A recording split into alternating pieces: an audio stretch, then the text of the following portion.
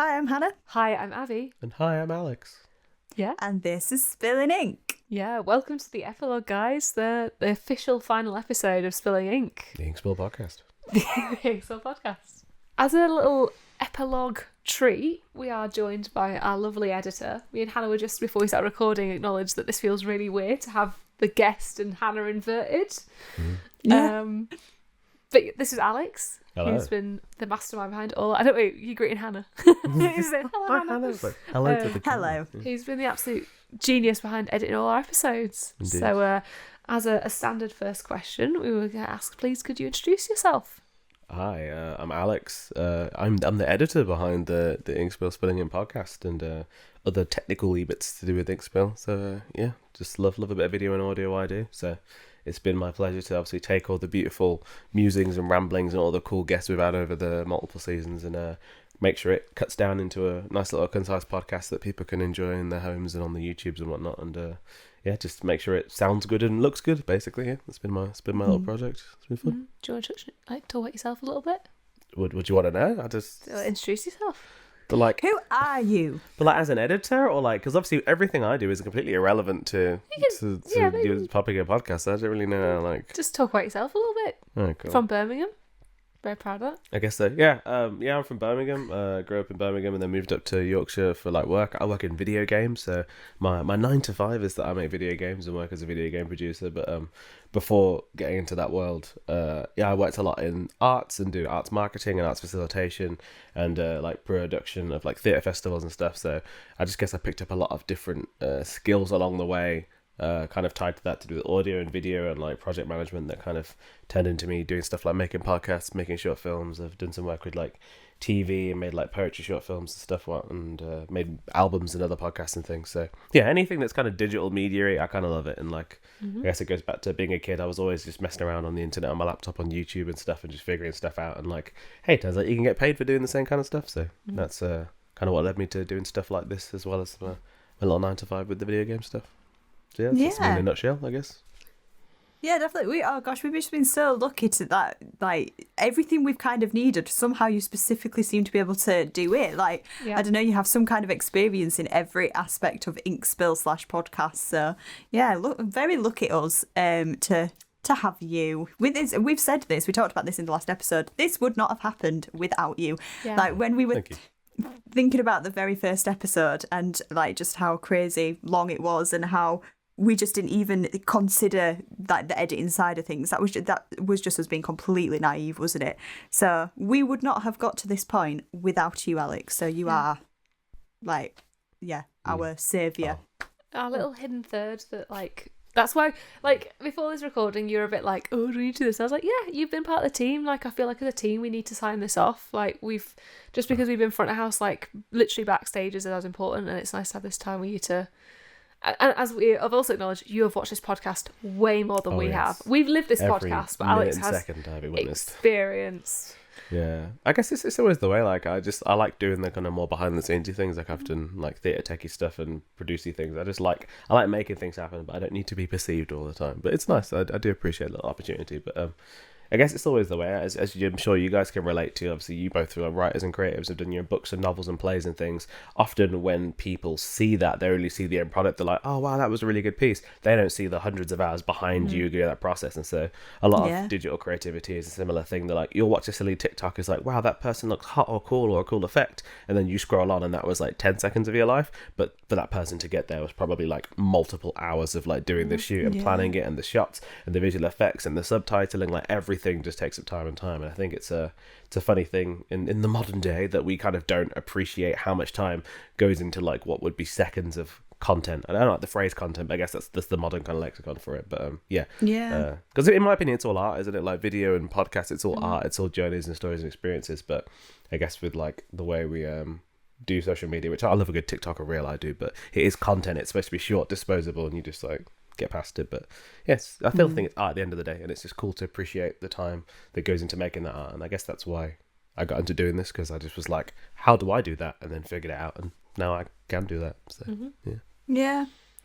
Well, I would like to ask you, what has been your favourite episode to edit? Favorite And episode why? to edit. I find it hard to like just pick a specific one because there's some that like it's just I love watching you guys. You get in such a good flow when you like talking to people and get a bit giddy and excited, and it's just some of the funnier sides and little bloopers and stuff. Especially when you guys when you guys are sitting here and obviously getting on the laptop, sometimes you get really into it and you're both like leaning forward, like eager, hanging on their word, which I'm like, I love the energy, but like the microphone's back here, I can't hear what you're saying. So that's always funny. But there's like I enjoyed doing Brogan's interview. Brogan's interview was really fun. The jumping back and forth there was really just like the speed of how he delivers in his comedy and like how you guys had like didn't want to get like because he's got a magnetic personality and like you'd be pulled into his little like side stories and whatever, but trying to keep on focus is very funny. Always fun hearing my brother because my brother's got a cool voice and it's just fun listening to his little ASMR voice in the headphones. Yeah, he was so soothing. Yeah, is that his voice all the time, or was he? He sounds He's like. so He good. has a very low. Even when he talks to his child, he will just be like, "Well, his children now." Yeah, children now, did you? He's so like chill. He's just like, "Don't do that," and you're like, Oh. "Yes, sir." Whatever you say, No, boss man. He's got a cracking voice. I'm trying really to think of other ones as well. Like, yeah, it's been fun. I really enjoyed doing the Ink Spill Festival episode. Obviously, it was a bit of a weird one to like edit and figure out, but like I loved like going back over that and then taking that kind of live, kind of impromptu moment and just turning it into like a little encapsulated episode. Yeah. So no, I've really enjoyed it. Like you guys have had a great kind of selection of guests, and it's been really cool to like whilst editing it and making sure it looks and sounds the best. Is obviously just hearing all the kind of bits. Like I, in a weird way, feel like I know a lot of the guests, even though they've never really directly. Well, some of them have met me, but most of them have not. But because I edit it and obviously hear all the ramblings and hear the setup bits and them turning off their kettle and whatever, and all the little background bits, like you get a little sense of the person and their awesome knowledge and life experiences. So yeah, I love it. It's been a fun time. It's been a real fun time. Yeah. It's been fun to have like walk into the room and check in on you and have like a little snippet or something, and I'm like, oh, I forgot we asked that, and he's like, yeah. All the best ones are when he's like. He like has come up before now because he was doing editing and he's in his office and he'll come up for like a glass of water or something like, oh, how's it going? He's like, you have been on a tangent for the last 40 minutes, and I'm like, oh no, we can't have been. He was like, the last question was like 40 minutes. I was like, oh no. So like you do such a good job at making us sound cohesive and polished, which we get compliments on a lot, so that is totally down to your skill. Let's just try to find it's true actually. When we get compliments like that, I kind of say, "No, it flows so well." I'm like, "No, that's Alex. It's not us. That's definitely." It flows really well because it's wonderfully edited and kept us on track. I guess just growing up watching a lot of like I've been watching YouTube since it started in 2005, and like around 2010, 2011, there was a lot of kind of more I guess vloggy based people that do that kind of more jump cut editing. You know, like your Zoellas, Philip DeFranco, that kind of people. So a lot of my editing style is kind of inspired by that of like you want to find a continuity thread, you want to try and remove as many pauses as possible but make it sound naturalistic, and so it's just I listened to the whole thing through multiple times. Usually the first time just to remove any mistakes, the second time to see if there's any bits that hang or that just don't need to be there, and the third time just to make sure it flows and like I'm intrigued and interested following all the way through. So yeah, definitely time consuming but worth it because like, I just want it to be represented the best at the end of the day, and like, you know, these people trusting us to show off their lives and experiences. I want to make sure I do it justice. So yeah. Yeah, that's a really good way of putting it. I've never thought of it like that before. There is a huge element of trust when you invite guests onto something like this, so like that you want to do them justice. You want them to, feel it's worthwhile. I've never thought of it like that. I'm really glad you've only said that now because I think I'd have got way too in my head about that. Like, are we wasting these people's time? Like, I don't know. No, not at all. It's just editing is like. I think everything is editing in a kind of a way, and that especially because so much of what we read in like, you know, books, newspapers, television, video games, it's all about like portraying the message and the narrative that you want, but also doing it in a concise way that feels engaging and interesting. And so much of that is editing. It's like, you know, making sure that the kind of the key line is followed through, making sure it's interesting and such. But yeah, people just don't. I think people, because so much content is like seems authentic or kind of like just naturalistic, that people don't think that there is a hand or like people thinking about how it fits together. But like I like the idea that when you listen to the podcast, it does sound pretty seamless and you wouldn't think it's been like heavily edited. Not that I'm like literally doctoring and changing words or anything, but for me it's more just like, oh, there's a pause there, oh, this question didn't really go anywhere, kind of little bits like that to make sure that it's a cooler experience. But to the end listener, it's just like, oh, it's just I'm listening to people talking. There's no cuts. They wouldn't think so. yeah. And also, you went out your way to make sure it was accessible for us as well. Yeah, doing captioning and things. Captioning, which is obviously, to anyone who hasn't tried to caption things, captions are the worst. Doing captions are super important, but they are an absolute nightmare. Just to touch on common, you found, I don't know how you did it, you found a sort of software that made it work, but common typos in the software. Alex is like, I'm having to go to manually change every ink spill because it keeps thinking it's Inksville, like a town, welcome to Inksville, Texas, that kind of like Inksville. So yeah, because obviously I didn't know that. Automated things are wonderful, but they shouldn't just be like trusted just absolutely, because like they will make mistakes, and like because Hannah, you have a beautiful but regional accent. Computers aren't great with regional accents, so there's a lot of things that I have to double check with like the spelling, and also all of our guest names. You guys have had a way of picking some guests with fantastically spelt names with cool characters and accents and things, which the automation does just not understand. But I always try and go through with a fine-tooth comb, make sure the names are correct, any books and place names are correct, and then I try and as much as I can just follow through, almost like I'm doing an audio book to reading the book, and make sure it's accurate. Not 100% perfect, but it's a lot more accessible that people can have the option to use captions or subtitles if they want to use that to help them, be locked into the podcast easier, or on the various platforms, because I always take the same subtitle file and put that into Apple Podcasts or Spotify, so people have the option if they want to as well. So that's amazing. Yeah. That is amazing. Yeah, really appreciate it. So as we touched on, you have watched, I'm just trying to do the maths, do you think you've watched 100 hours of this podcast?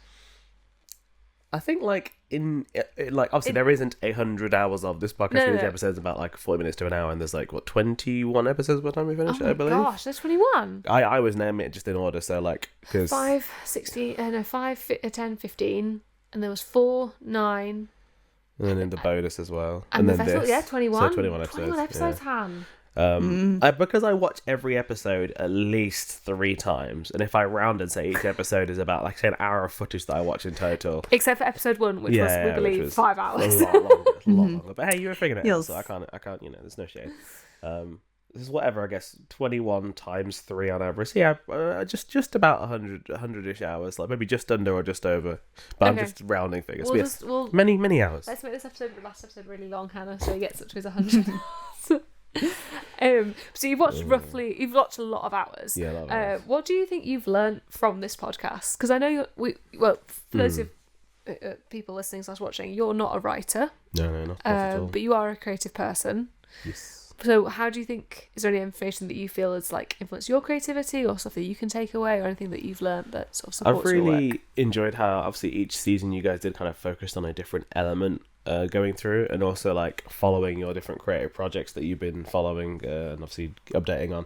It's just been really nice to have like an honest reflection of like how creativity works and how you do well and you sometimes don't do well, and that's I think a really cool thing to see. Is a lot of content and stuff about writing and creativity only really focuses on the positives of when it's going right or what it is. So it's really been nice to have an honest reflection of just like 2 normal people living their lives and trying to make work, but also just do your 9 to 5 or be a good friend or daughter, mother, whatever. Like, and that's just really nice thing to kind of see and be part of, like showing that kind of more honest representation. Is I think it's really easy to sell people on the promise of something or the idea or the fantasy of it, but like the reality is the reality, and it's nice that you guys can be like, oh, this month we did do well, we were inspired and we did this, but then this month actually it didn't go as well, but that's okay, and that you always have the positive outlook of like, even if it didn't work out, you still tried it, and that trying is part of the process, and that's been a really nice thing to just have that kind of little reminder. And like seeing how excited you guys get from the guests, I think like there's so many people that I guess have friends that are creatives and do cool creative things, but like in the nicest way, what your friends' jobs are, but it's not very often you get to sit down and be like, no, what do you like actually do?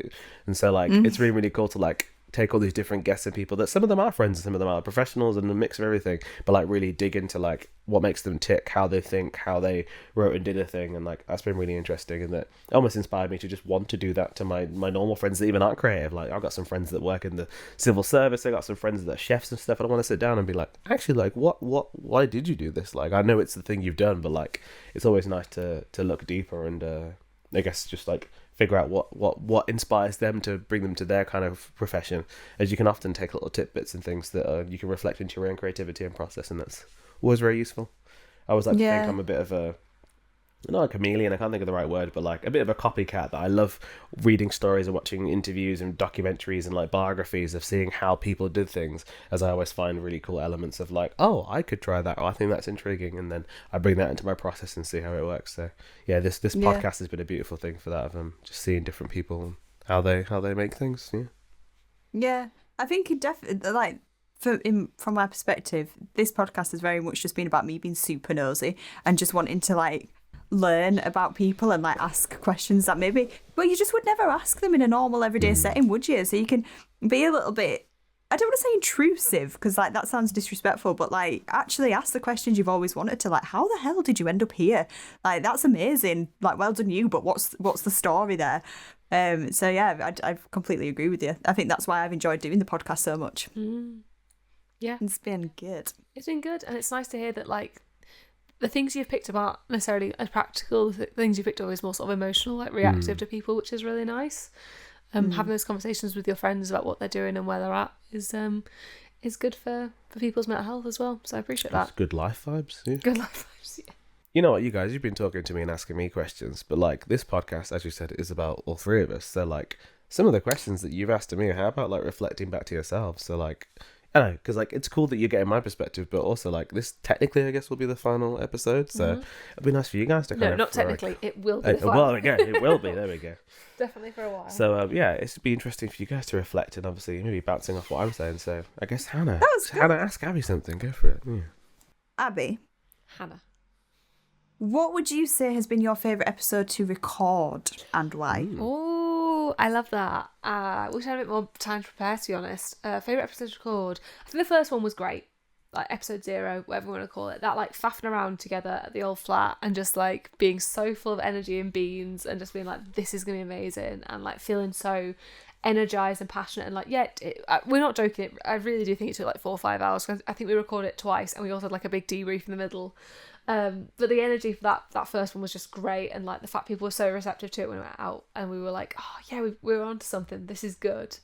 And then I love talking to Adrian. I know you mentioned it, but like I love talking to your brother. I love Alex's family, I love being with them, but we don't really get time because we're just catching up and it's just chatting, and his little kids are gorgeous, and like being around them is great. Like you don't really get to chat about writing. It was really nice to have that like concentrated time with Adrian to talk about that. I love talking to Rosa. Rosa was great because I think it's I could name everyone because I really did like talking to everyone. But I think Rosa is like she was such an early inspiration for me of like making me passionate and engaged, and did so much work here in Huddersfield, and like Inkspill as an event really stands on the ground of like the legacy of her event, Poetry Etc., which was a very similar format and ran for like while I was at uni. So it was really nice to have that time with Rosa because I haven't really seen her much because she went to the doctorate and then never came back up north. So yeah, I guess like those, and probably this one, like as we're recording in a sort of moment of like being here in this moment, having the team together, like, you know, finishing a project together, getting to talk to Alex, like, you know, in front of the camera is really nice. So yeah, I cheated. They were 4. I did the whole but I can't choose one favourite book. I can't choose one favourite episode. I don't have a favourite child. I love all of them. Like... Equally, no, definitely don't. Yeah. How about you, Han? What's your favourite to record? I think in terms of which episode I got the most out of, I am going to talk. I would definitely say Gareth's episode where he really went into the intricacies of editing. Because I needed that, like, just as it was just such an educational episode. So like in terms of what I got the most out of, that one definitely as a writer. But I think in terms of which one I enjoyed recording the most, I really liked our chat with Colleen. Yeah. Because he just really was just, I've said it before, he was just really down to earth, and he really just helped put things into perspective as to it doesn't need to be a huge thing where you get published and suddenly you're trying to make it in Waterstones, etc. Just put together your own little scrapbook and give it out. And I really loved speaking to Rio as well quite recently. I loved that conversation because Rio just restored my faith in humanity just because of how much she was just reaching out to people in the local community and trying to give people opportunities. And I was like, it's so nice to know people like you still exist. Yep. So, yeah, that's what I'd say. I don't know. Just some conversations you come away like, uplifted because you're like, there's a future here. Yeah. And it makes you feel good. Absolutely. I totally agree. I mean, like, yeah, I have a favourite guest. I think there's definitely room for favourite episodes, but I think all of the guests really have been just top notch. Like everyone we came away from, we just wanted to chat more to. Yeah, every episode definitely I took away a different like little nugget of kind of gold information that's like stayed with me. Even like you were saying with Killane, like because that for me was so long ago editing wise, but I loved watching that episode because the dude just had such a great vibe and just the way he like presented himself and his humor was great. But also the fact that like he really championed having like a thing that I love is like very realistic goals. And like obviously shooting for the stars is great, but you can have these more achievable steps and like still feeling proud of what you've done there with your little, do your little pamphlet, put it together, then boom, you have it. That's done. That's a thing. No one can take that away from you. I love that kind of mentality, and I always have that in how I approach creativity is that people can get obsessed with like the sky shot, but no, like you can build each step going up to the sky, and that's okay. And each step that you succeed is valid on. So it was nice. Yeah, absolutely. Yeah. So the other question that we asked Alex that I thought would be quite interesting to throw back to you, Abby. What have you learnt from the podcasts? What's been your biggest lesson? Yeah, it's a really funny one. I think there's like, I don't want to preempt a question because looking ahead, we talk about advice to give people to the podcast, but I think for us there's two thresholds for this. It's like, what have I learnt from doing the podcast and what have I learnt from being in the podcast? So I guess I'll focus on the being predominantly because we can always touch on the other one later. But from being in the podcast and like listening to people, I've definitely learned there's a lot of like what do I want to say? A lot of like the importance of community and being a part of community and investing in people and wanting success. Like I think that's the thing that I took from all of our guests is like at no point were they like so and so did better than me or so and so won an award above me and therefore they're and they weren't good enough. There was no envy, there was no jealousy, there was just like, here are the great things that I'm doing and this should be an encouragement to you that you have the capacity to do these great things. That was really beautiful. I've loved the book recommendations. Just with how this year's been, I've not been able to read as much, but we are, like we mentioned in last week's episode, we're going to put the list together and share it on socials. But also something that I want to read and like feedback on our socials, actually reading them, actually having that time with the books people suggested. But yeah, I think it does go back to the Killane energiness of it, which is just like and Matt Abbott said it as well, just do it. Just get on and do it and own it and create something and stop waiting. I think I'm really bad for waiting. I'm really bad for getting bogged down in the planning. I touched in our last episode about how we're gonna start having creative meetings, so you can spot with that. And I think that's gonna be the impetus is like, let's narrow down my field of vision on what I want to do, but also start making me actually do it, which will be really exciting. How about yourself? I've learned that a podcast is a much bigger task than it seems, and I think that definitely goes back to what Alex said. In my absolute naivety of, I was just ignorant to the background work and thinking, it'd be so great to talk to guests, but trying to find a time where everyone's free at the right time. And then that ahead of that time, I mean, bless you, you've done all of this, Abby, but like getting the bio from them, getting a headshot from them, getting them advertised on social media. Like I have been so blessed that you have taken the reins on that, because I just simply wouldn't have. I would have given up. I'd have just been like, this is hard work. And just how much goes into creating a podcast. It's a lot more than just the hour and a half or however long they typically are that you hear once a week. I didn't realise, but like obviously since recording the podcast, I've looked into different like podcasters, and they have like full companies, don't they, to support people who produce podcasts. And I'm just like, okay, that's intense. Just thought me and Abby would just meet up once a week, click on our phones and just like, voice record us having a chat. Yeah, that's what I genuinely thought it was going to be like, and I was just so ignorant. So yeah, that's my biggest lesson. It's a lot, but you do get a lot out of it as well. So it's kind of, it balances out. Yeah, definitely. And like I know I don't want to reiterate too much, but like we couldn't have done it without Alex, like having someone sensible to be able to like, and also your lovely husband Ben, who was supporting before this, like he wrote our jingle, and I forgot about that. Like as a little team, it's a really nice to have it in house and working together. So looking ahead, we can sort of we'll let Alex lead on this next question, and then we'll jump into others. What advice would you give someone wanting to start their own podcast? Oh, a good question. Yeah, for me, it's I feel quite lucky because in my 9 to 5 job and what I do in video games is I'm a producer, and a core part of a producer's job is planning and like organization of kind of tasks and what needs to be done. And I feel like even though people think, oh, creativity is all about being spontaneous, you just jump and do it and figure it out. That is cool to a point. But when you get to certain like scales of projects, and you know, especially with video games, sometimes it can be hundreds or thousands, if not millions of pounds worth of investment of time. And obviously with your personal projects like Inkspill, it's your own time. Like there's only 24 hours in a day, and we've got to sleep hopefully 8 to 9 hours of those. So in the hours that you're awake and you're not working your 9 to 5 job, how do you use that time to you know, make what you want to do? So I think planning is a really important part of it, of just like having realistic goals of like, okay, I want the podcast to be this length, and like looking at what equipment you already own, because a lot of people be like, I'm going to spend hundreds and buy this and this and that. We were very lucky that thanks to obviously yourself being a musician, Hannah, and also me being a musician previously, like we have a lot of the gear and we could use kind of stuff that we already have, as opposed to having to. You did buy the phone, iPhone. Shout out to Steve Jobs, Apple machine.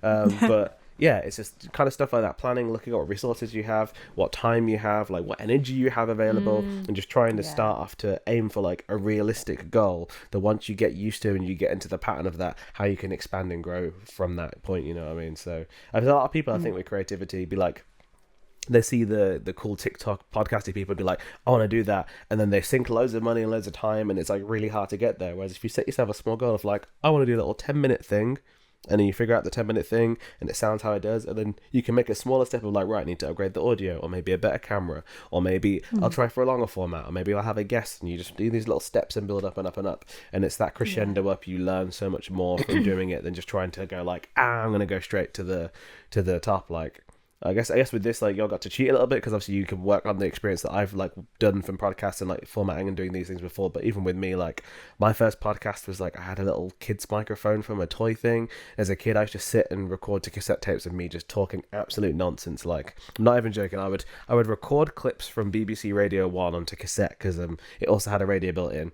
And so I'd record a song, and then afterwards I'd pretend I was the radio presenter, and I'd talk absolute waff on this little cassette. And that was like the first thing of me being like, so how I figure out you record and stop and that, and then bringing that to computers. So like for me, it's just been a thing I've loved doing my whole life, and you take those little steps. But like obviously I've had years of that kind of ramping, whereas if you're going from nothing to I want to do a thing, it's a lot of things to try and comprehend and figure out once. So yeah, just planning and taking reasonable, safe, short steps, and then building up from there. Because if you love it and you enjoy doing it, you'll still want to do it, and you can get better and better over time. And that, you know, just be okay with taking smaller, more calculated steps than taking a crazy big step. Because big steps do sometimes work out, but otherwise you fall over, and it's really hard to get up once you've fallen over sometimes. So if you can take safer steps, it's a better way of doing it.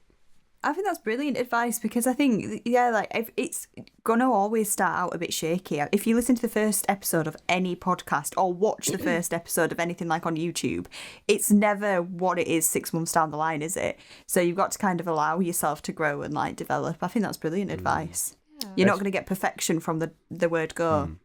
Actually, Aaron always had like a little anecdote he used to say back in the interviews of like, because he's a prolific songwriter, he's written like hundreds of thousands of songs, but he was like songwriting's like running a random tap that you find that you may at first dirty water comes out and it's a bit stuttery and that, but if you keep running it and hoping it cleans through the line, and eventually the good water comes out. And that like he may write 100 songs and maybe only 6 of those songs come out and end up being massive hits, or you know, on his album or whatever, but like he's still written it, and the process of writing and working on those other 100, that's still part of that. And sometimes I'll come back to it and like polish it off and give it to other stuff. Like there are plenty of songs that he wrote that when he was like 16 or whatever, that he tidied up and gave to like One Direction, and they became like pop boy band hits, you know what I mean? So like people always think, no, it's got to be the best thing. Like the whole process of creativity is just as important, and that you should never devalue all those the steps that took you to get to the point that you're aiming to be at. It's all really important. So.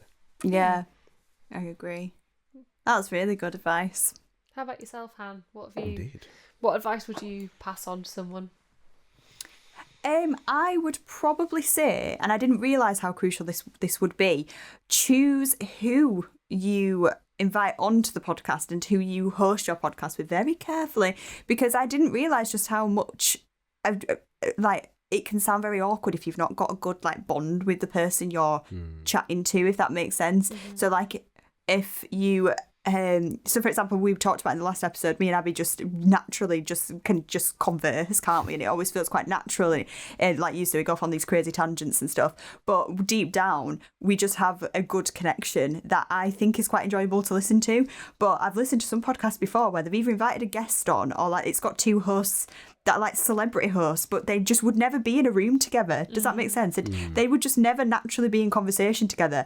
And it just feels really awkward and quite painful to listen to. So I think definitely think about who you want in to maybe do the podcast with and what is the essence of your podcast, and make sure that the person you're hosting it with shares that same interest and you can actually have a good conversation with them. Because if not, it's painful for all involved.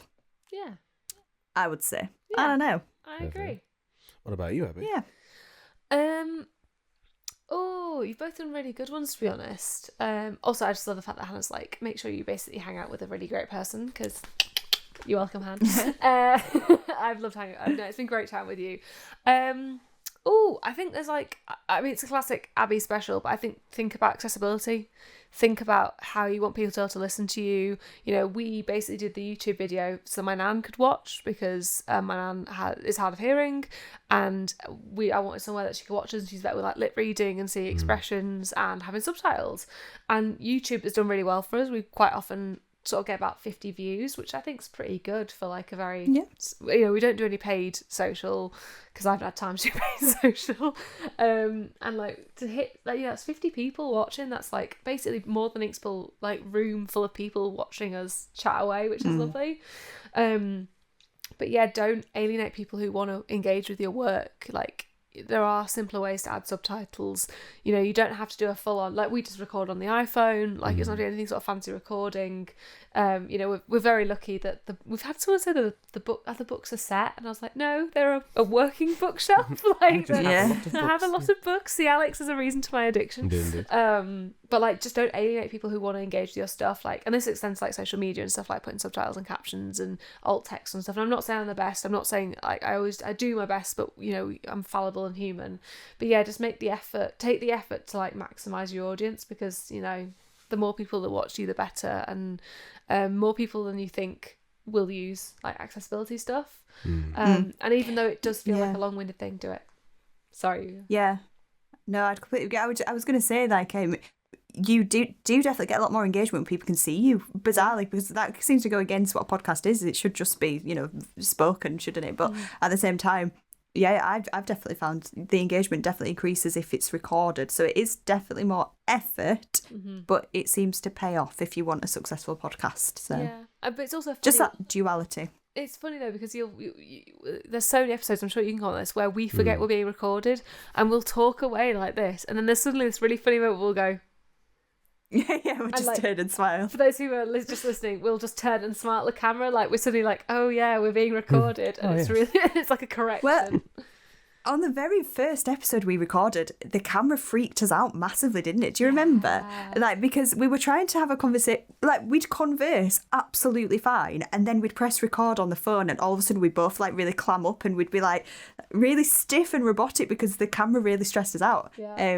I remember that so clearly. It took us such a long time to get over the anxiety of the camera being on us. Yeah, whereas now we're just like the joy of this is like, yeah, Spilling Ink is ending or going on hiatus. This form of Spilling Ink is now complete, which I really love the structure of this being the way it is. It feels lovely to close it off. It's not like we need to build any more to this, but like the experience we both gained, all of us have gained, but especially for me and you being on camera, like it's not something I've ever done before. I've never really recorded myself. I've never watched myself. I've never like, you know, I'm not an extrovert who loves yapping. I am, but like the whole being recorded and like captured like this is very different for me.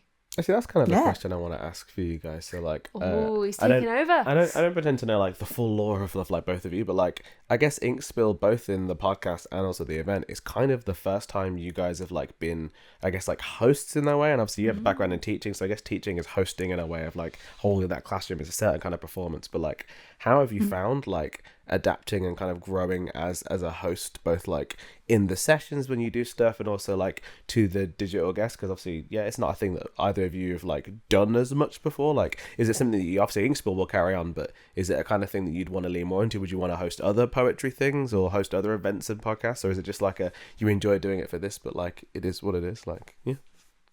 Do you want to go first or shall I? You go first if you've got something to say.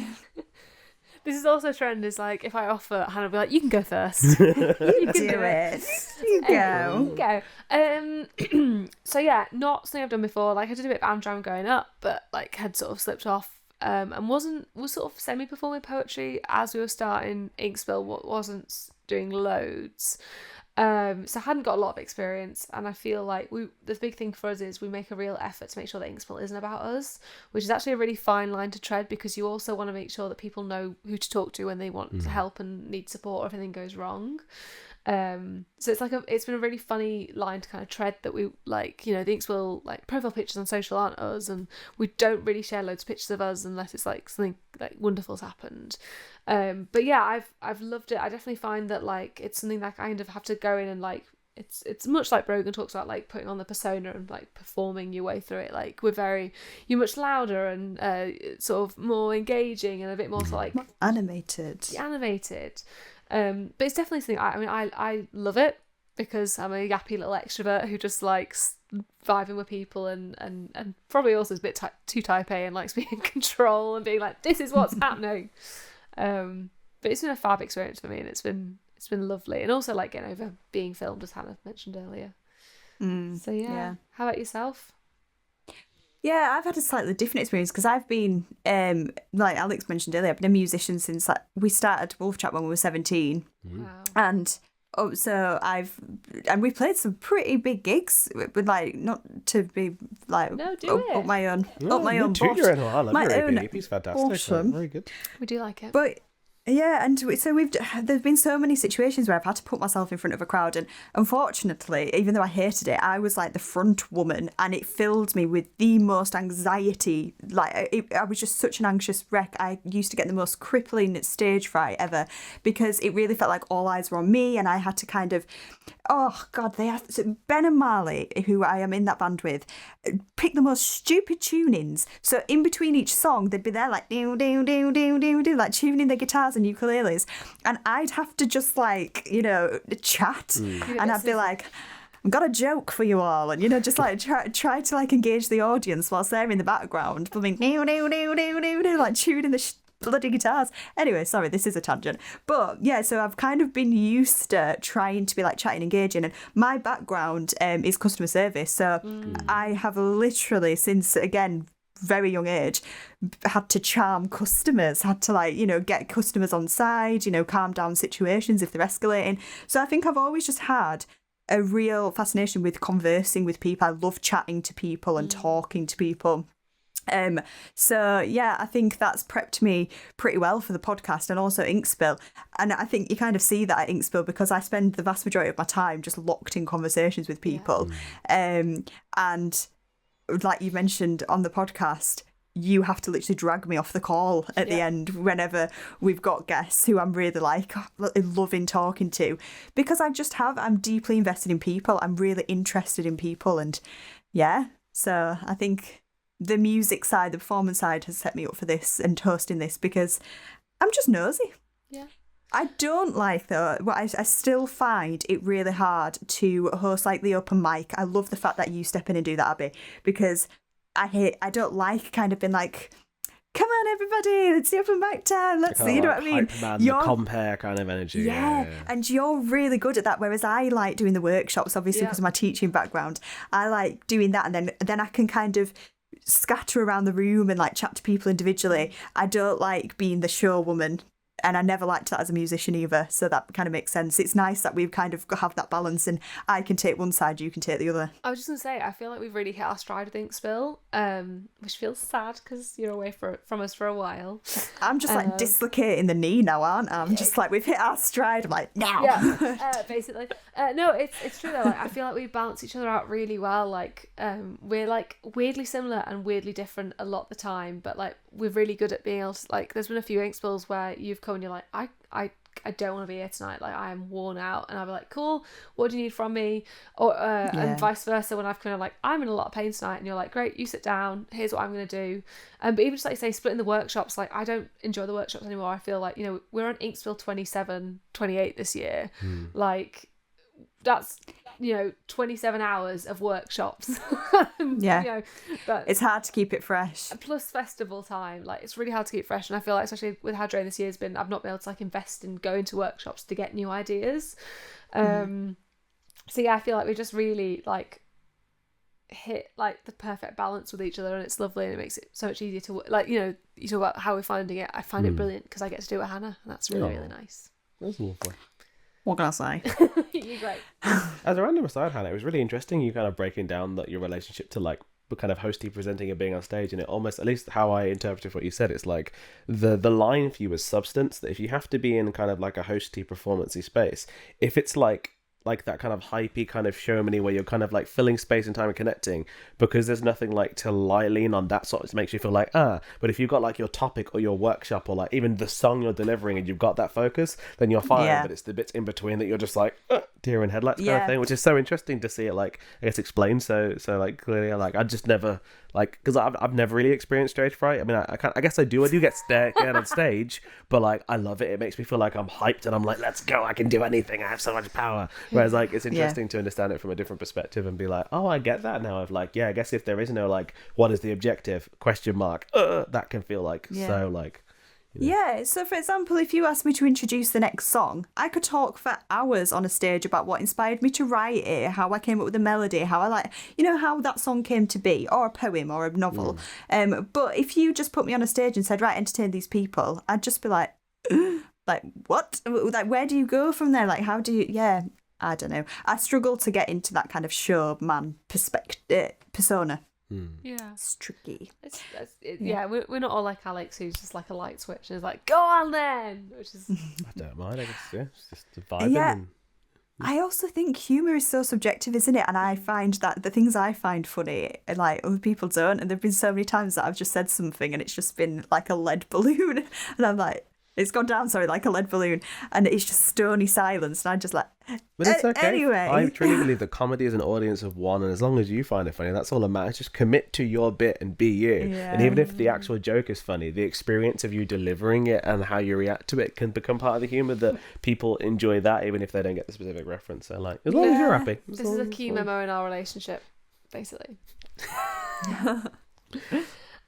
To redirect back to Alex, because and then this, I mean, it's got also been like a bit of awareness for us. What has been your favourite weird thing that we do? Because you watch a lot of us, I mean, totally unedited, and you see the weirdness that we get up to.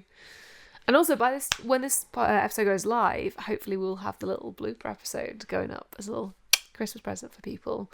So they'll have also seen the choice weird stuff that we do.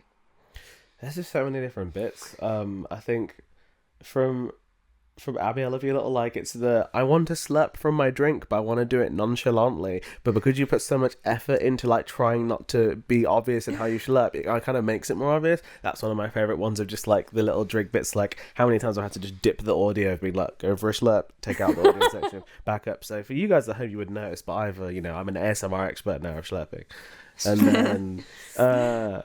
I love it. Sometimes, my favourite one for Hannah is just sometimes, like, it just certain episodes where you're maybe like in a bit of like a silly mood or a bit giddy or tired or whatever, you're just really good at swearing sometimes. You're just so funny with like how much you swear. It just generally like, because obviously a lot of it doesn't make it, because it's just like you made a mistake or a fumble and you move on and do it. But it just gets me, and genuinely, like, I think just the way you deliver swearing is one of my favourite things. It's like a little thing of the bits that have to cut out. It's very funny. I feel like I try really hard not to swear in this podcast as well, because I really do. When I tell you every single sentence I say has a swear word in it, it's just how I've been raised. I'm not sure why. Like, we've just a sweary old family. And when you said that to me once, I was like, I've never once sworn, Alex. But apparently that's a lie. And that is the magic of editing. Yeah.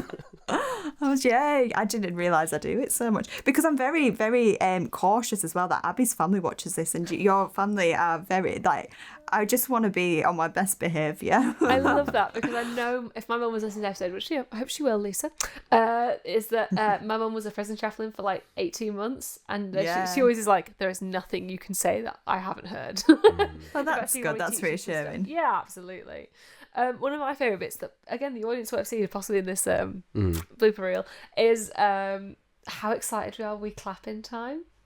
Yes. So for those of you who don't know, when you line up audio and image, you have to clap because then it spikes the line and it's really obvious. And Alex, it really helps Alex editing. And when we're together, we'll be so intent on getting claps, and we clap together. We often ruin the take, so we're like, "Oh, that was a good one, wasn't it?" Get really excited over we clapped at the same time. How about yourself, Han? What's a funny thing that we do? Favourite weird thing that we do? Well, gradually, as the episodes have gone up, we've just gotten more and more ecstatic, haven't we? So, like, I do, and I feel that as well. Like, it's season 4, it's season 5. Like, I don't know, our voices just get higher and higher. Oh, no, I was about to say episode 5. Yeah, no, not season 5. But yeah, no, we just get very giddy about the seasons and the episodes going up. What else? Favourite weird thing we do? I don't know, I think every episode we just do something very specifically weird. Something odd happens every episode. Yeah. Whether it's like, sometimes we just make up words that aren't words and just slot them in and then laugh about the fact that that word isn't a word. Yeah. And whether that's interesting to listen to or not, I don't know. It makes us laugh. Sometimes you guys like fumble on the basics. Like you'll be doing the intro of the "Hi, I'm Hannah. Hi, I'm Abby," and you'll just like mess up or like giggle or laugh, and you'll just be in this little like giddy kind of cycle of trying to get that. Yeah. That's pretty funny. Or like sometimes both of you have done this. It's like you'll be like saying a word and then psych yourself out whether you've said the word correctly, and then sometimes even like get up Google and try and be like, "What's the thing?" or "What's this book title?" or "Is that right?" Or I've enjoyed that. The fact that you're like, "No, I must be committed to making sure this is." So there is little funny sides. Yeah. So I think sometimes, like you said, sometimes we have to record these episodes at the most random times, and if we've had like a really full on week or full on day at work, we're so tired that we actually sound insane. Like there are sometimes we're talking, I'm just like, what's happening here? Or like sometimes if I could tell that Abby's really tired, or Abby can tell that I'm really tired, I'm just staring at her like, what are we saying here? What are we actually doing here? Because we just absolutely lose it, don't we? Which shows how much of a good editor you are, because we know there's been like last week. No, not last week. Gosh, the week before with Jeremy, and I'd come back from the funeral. I was just exhausted, and like that energy that night was like we were just like, we just need to get this done. Like it's our last guest. Like, and bless him, he's been very patient, and like obviously he was international, as Hannah loves to say, and in a different time zone, and it just like getting like pumped to get into that call, and then the minute it came on we were just like, it was going and it was great, but like there was some like weird energy beforehand where we were both quite tired. What do you think then, out of everything, that you will miss about the podcast? Now, Alex, I'll start with you. However, I imagine you won't miss the many hours of snipping and cutting and all that kind of stuff, but what do you think you might miss? It was a nice little constant kind of in my week. 100% it was quite time consuming, but I do like enjoy the kind of weird little kind of meditation of editing sometimes. Like it's nice, like I do like it. It's like I get to do this thing. It's like doing a little jigsaw puzzle. Like it's 100% time consuming, but once you fit it all together, you look back, you're like, nice. So I kind of will miss doing that to a point, but no, I just miss the guests. It's like, it's often these are people that I just didn't know existed or not met before, so it's just cool to hear all the different perspectives, and I'll miss just having that little bit, going onto Google Drive, pulling the footage and then going through and being like, oh, this is a cool person, I like what they do. And like sometimes like even with the books they recommend or the little things they reference, I often just will be Googling or like looking to myself because I want to understand the context or want to know. So it's just been a cool little window into creativity that I will miss. That obviously as part of making it, I'm also, I guess, a watcher or a consumer of the podcast, because I do love a lot of the guests and what they say. So yeah, I guess I miss that part. It's the variety of creative inputs from all these cool various people that we've brought on the podcast. Yeah. What about you, Abby?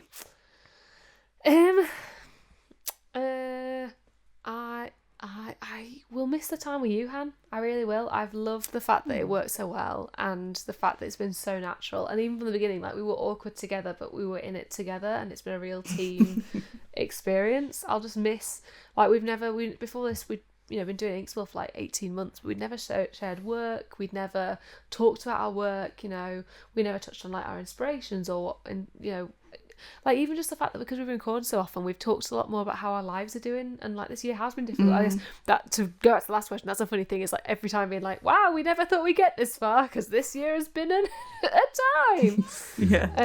But I love how much like closer we've got as friends through this project, because we've had that time to like really be together, and the fact it's been so natural to actually like, yeah, we've been goofy, and Alex has made us sound a lot more seamless, but it's been fun to be goofy together and have that time. So yeah, I'm really just gonna miss hanging out with you. Yeah, no, I think that if you were to throw that back at me, that was exactly what I was going to say, what I'll miss. I mean, just having that time to sit and talk about writing and talk about literature and something that we're both so very passionate about, but actually putting that time aside, to talk about it, because I don't get to have conversations like that on a daily basis. I mean, I'm a teacher, I'm an English teacher, you'd think I would, but you'd be surprised how few people actually really do love English who teach it, which is an entirely different conversation. But yeah, so I think it's just been really nice to like nerd out and just have an hour and on an evening where we just talk about writing books, and it's helped keep me accountable, because the very little writing I have done this year has been because of this podcast. If I didn't have this, I probably wouldn't have done half as much as I have done. Yeah. So I'll miss the kind of motivation, the boost it gives me. Yeah, I'll miss the creative prompts. They've been. I probably would like to maybe when I have time, brain space, write them all out as like a little bit of a workbook, so people can listen, but they can also kind of work alongside it, because it has been good. Yeah.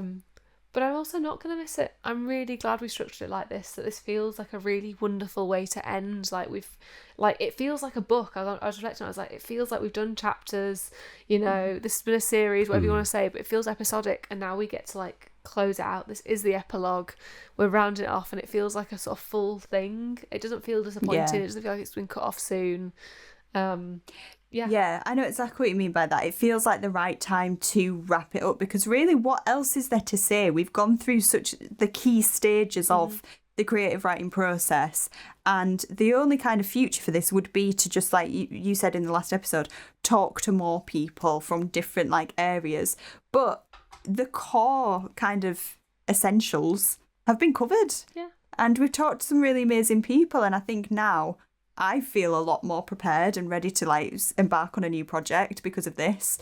So for the podcast in its current form, this does feel like a really good natural ending point, doesn't it? Yeah, definitely. It's good to have endings. I think a lot of people like, especially in modern projects and creative people, like, I want it to last as long as possible, maybe driven by money or whatever, but it is nice to be like, I did the thing and it has a nice ending, and that's good. Like, I love a good TV series. It's just like one series, it does what it needs to do and it ends, and I'm like, I got out of that and I can get in and get out. It's nice, and that you guys will have created that with this podcast, that people can watch through that, kind of see the creative journey, get the different guests and inspire them and be like, cool, nice, like, that was good. So saith the man who loves Doctor Who, which has been going on for like 60 years. I mean, Doctor Who always ends. That's the whole joy of it, is that it ends and then it starts again. It's a new team, it's a new Doctor. It's basically a new show. I know, I like that energy, but like, yeah. So, never ending, but always ending. Final question then. Oh. And it's the biggie. I'm dreading it. I know what it's going to be. Yeah. You've heard it a lot. You should by now. I mean, if you didn't. So, Alex, what is your favourite book?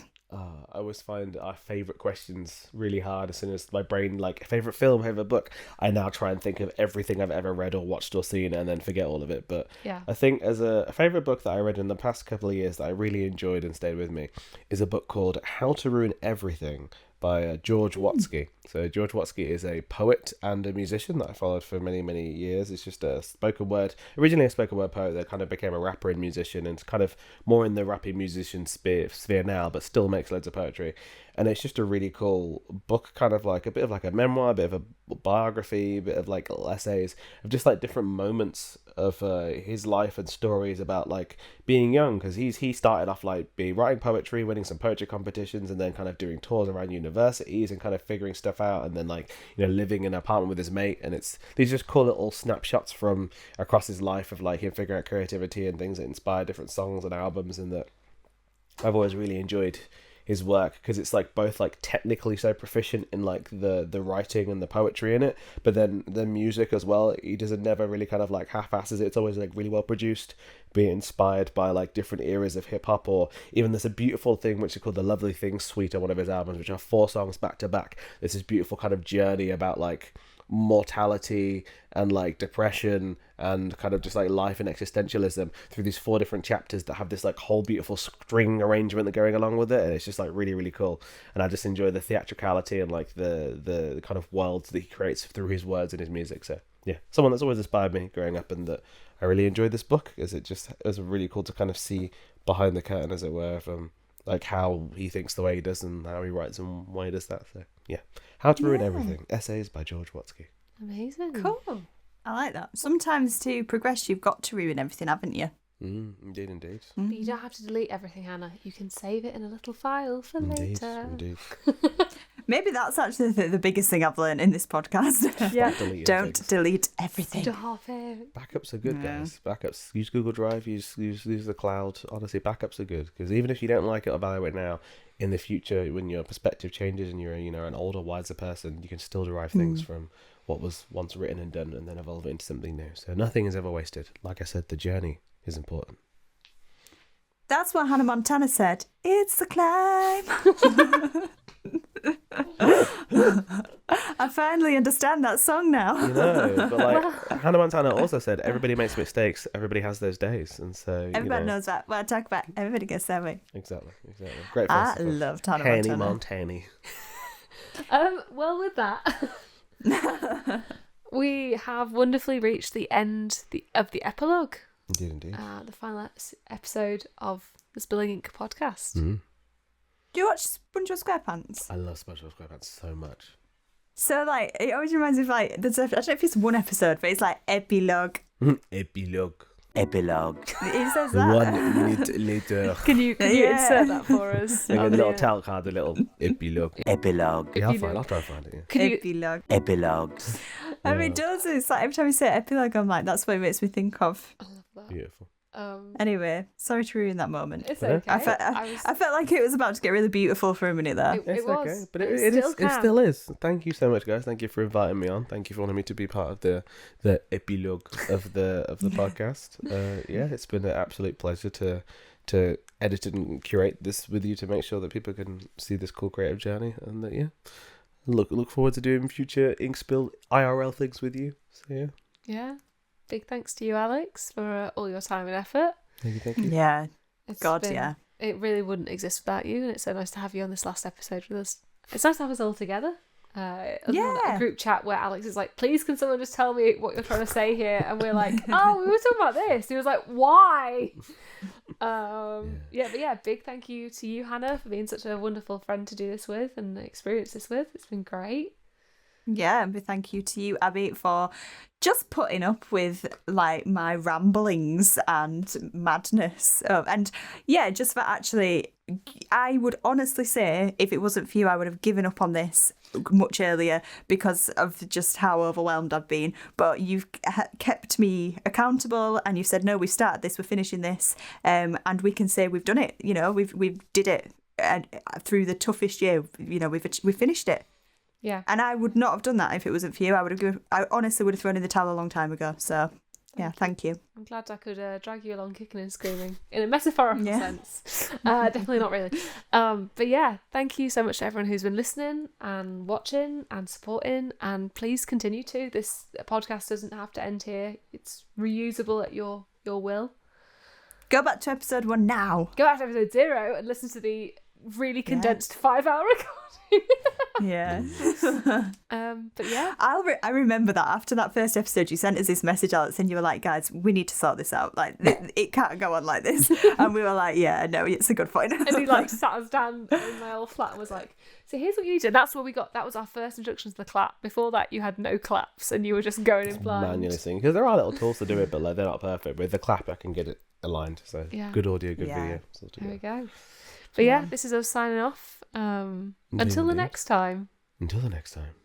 Whenever that may be. Exactly. Ready? Bye. Bye.